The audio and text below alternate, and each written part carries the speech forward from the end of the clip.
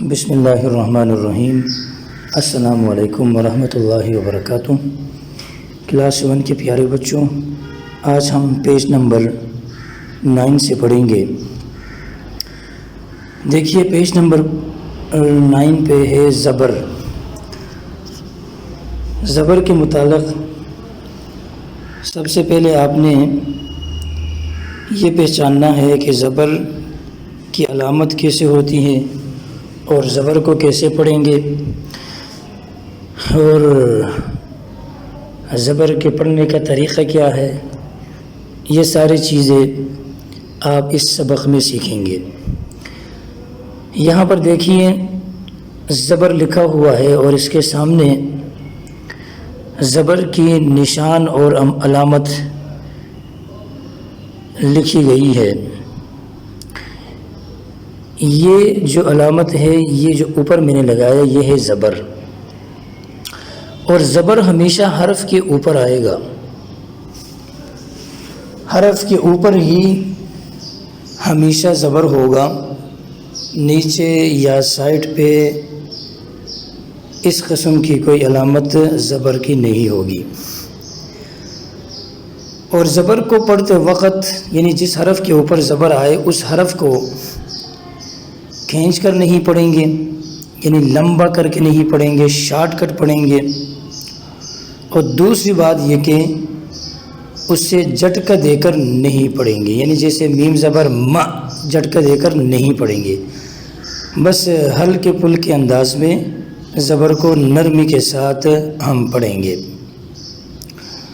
تو یہ 2-3 باتیں ہیں جو آپ نے سب سے پہلے سمجھنا ہے کہ زبر ہمیشہ حرف کے اوپر آئے گا، زبر کو کھینچ کر اور لمبا کر کے نہیں پڑھیں گے، جھٹکا دے کر نہیں پڑھیں گے، نرمی کے ساتھ اور شارٹ کٹ انداز میں پڑھیں گے۔ میں نے آپ کو شروع میں ایک بات بتائی تھی کہ ہر حرف کی اپنی اپنی آواز ہوتی ہے اور ہر حرف کا اپنا اپنا نام ہوا کرتا ہے۔ میں نے آپ کو بتایا تھا کہ میم کی آواز ہے ما، اور یہ جو ہم کہتے ہیں میم میم، یہ اس کا نام ہے۔ تو یہاں جب ہم زبر سے پڑھیں گے تو جو زبر کی آواز ہے وہی آواز حرف کی اپنی آواز بھی ہے۔ تو اس حساب سے آپ کے لیے پڑھنا بہت آسان ہے۔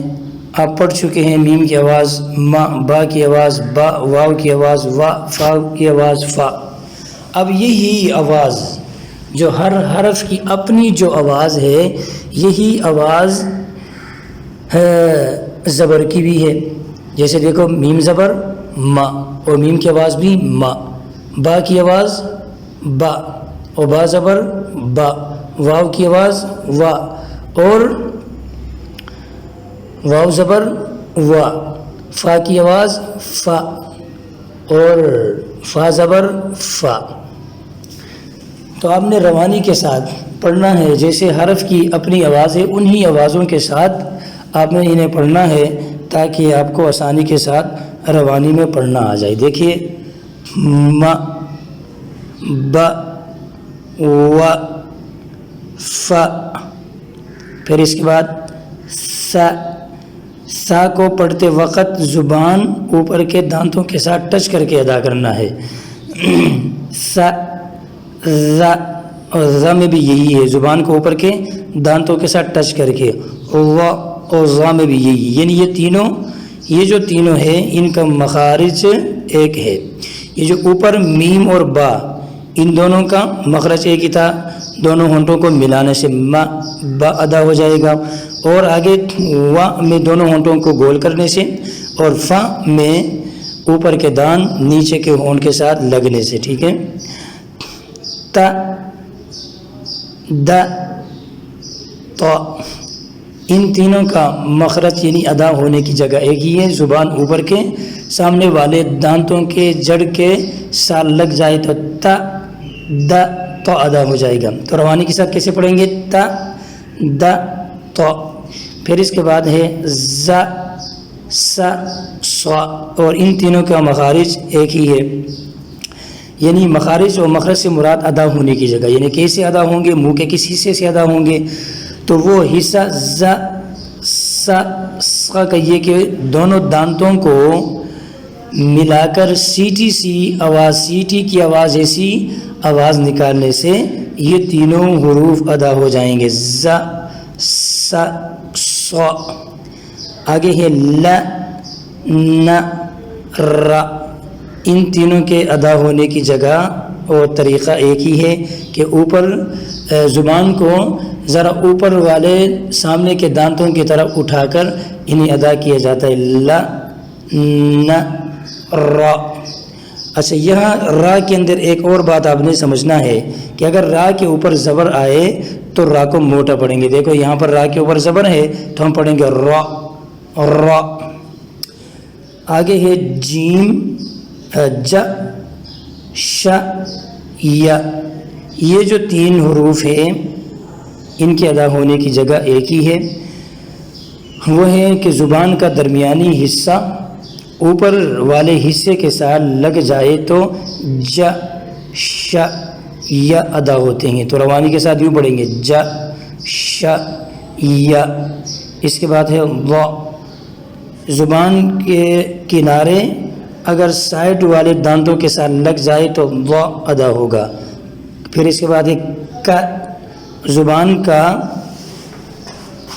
زبان کا آخری حصہ اوپر والے حصے کے ساتھ لگے تو ک ادا ہوگا، اور ق بھی اسی طرح ہے ق۔ دیکھیں یہاں ایک ہے لکھا ہوا ہے حمزہ، دوسرا لکھا ہوا ہے الف، ان دونوں کی آواز ایک ہی ہے۔ ہر وہ الف جس کے اوپر زبر آئے یا زیر آئے یا پیش آئے تو وہ الف حمزہ کہلاتا ہے، تو یہاں دونوں کی آواز ا، اور پھر ہے ہ، حمزہ ہ، یہ دونوں حرف ادا ہوتے ہیں گلے کے آخری حصے سے، یعنی جو سینے کے قریب والا حصہ ہے وہاں سے یہ دونوں نکلتے ہیں۔ دیکھیں ا ہ ا ہ، عین اور ح یہ دونوں ادا ہوتے ہیں گلے کے درمیانی حصے سے۔ دیکھیں کہاں سے آواز نکالیں گے، گلے کے بالکل بیچ سے، ع ح ع ح۔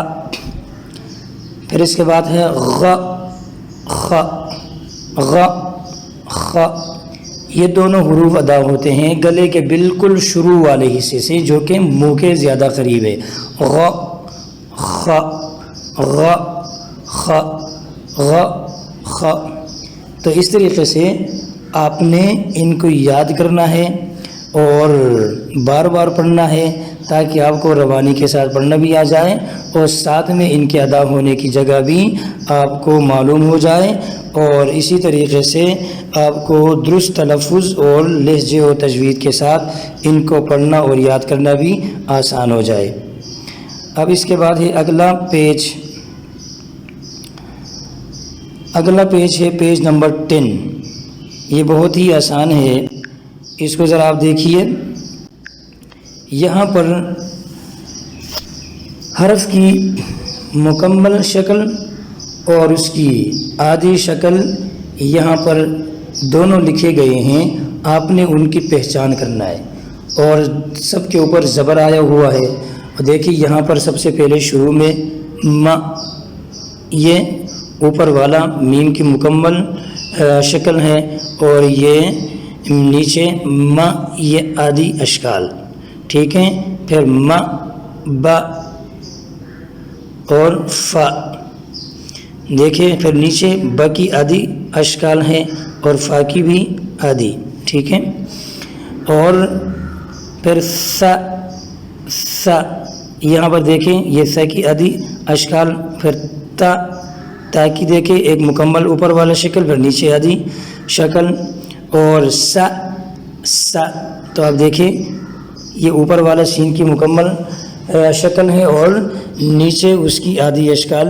اب یہ جو آدھی اشکال ہے نا، یہ اگر کسی جملے کے ساتھ کسی اور حرف کے ساتھ ملا کر ہم لکھتے ہیں تو کوئی حرف پورا لکھا نہیں جائے گا، اس کی آدھی اشکال لکھیں گے اور دوسرے جو حرف ہوگا اس کے ساتھ اسے ملا کر پڑھیں گے۔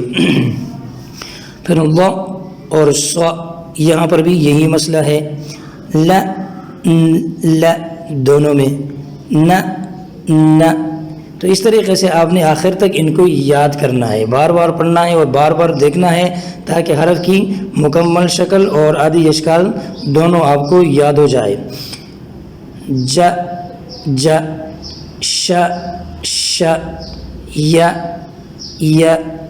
ض ک ق ہ۔ دیکھیں ہا کی مکمل شکل ہے 2 آنکھ والا ہا، یہ اس کی مکمل شکل ہے، اور ایک آنکھ والا یہ ہو، ایک آنکھ والی ہو تو پھر یہ اس کی آدھی شکل ہے۔ ح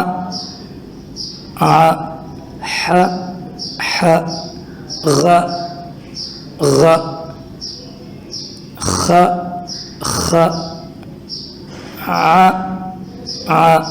پھر غ۔ یہاں آپ دیکھیں عین کے 3، ایک مکمل شکل جو اوپر لکھا ہوا ہے، اور پھر اس کے بعد درمیان میں اور آخر میں۔ دیکھیں اس کی آدھی اشکال 2 طریقے سے لکھے جاتے ہیں، ایک یہ درمیان والا اور یہ آخر والا۔ اگر کسی جملے کے شروع میں عین کو لکھنا ہو تو یہ اس طریقے سے لکھا جاتا ہے جو درمیان میں ہے، اور آخر میں لکھنا ہو تو پھر درمیان میں لکھنا ہو تو پھر عین کو لکھنے کا طریقہ یہ ہے، اور اس طریقے سے یہ غین کے بھی یہاں پر ہے۔ و ذ و د ط ز ر ا اس طریقے سے آپ نے ان کو بار بار پڑھنا ہے، اور جتنا آپ ان کو پڑھیں گے اتنا آپ کے پڑھنے کا انداز اور تلفظ اور تجوید آپ کی درست ہو جائے گی، اور ساتھ میں آپ کو حروف کی پہچان بھی ہو جائے گی کہ کسی حرف کی مکمل شکل کیسی ہوگی اور اس کی آدھی اشکال کیسے ہوں گے، وہ سب آپ کو یاد ہو جائیں گے۔ یہ اسی وقت ہوگا جب ان کو آپ بار بار پڑھیں گے اور دہرائی کرتے رہیں گے۔